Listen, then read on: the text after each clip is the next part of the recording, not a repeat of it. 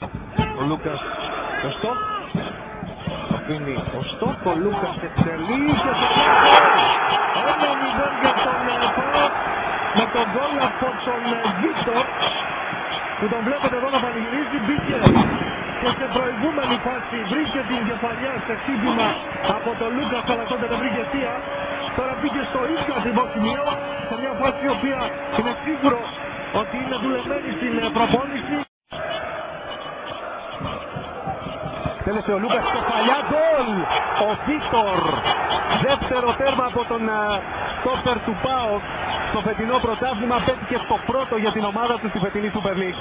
Ανοίγει το σκορ Σιβέρια στο 18. Η εκτέλεση του Γερεμπάλα θα περάσει από όλους και από τους κόντρες θα μπει γκολ. Θυμήθηκε για άλλη μια φορά η άμυνα του Όβη και η αλλαγή του ΠΑΟΚ. Η τελευταία αλλαγή, ο Τόμας Νέσιν, είναι αυτός ο οποίος τελευταίος θα βρει την μπάλα, θα τη στείλει στα δίχτυα και ο ΠΑΟΚ θα ισοφαρίσει στο 74. 7 από τα 13 γκολ του φέτος έχουν έρθει από στημένες φάσεις. Καλή εκτέλεση, πρώτο δοκάρι. Ο Μιγγέλ Βίτορ είναι αυτός που με το τρίτο φετινό του γκολ, με τρίτη κεφαλιά σε τρίτο κόρνερ, πετυχαίνει το 1-0 στο 40.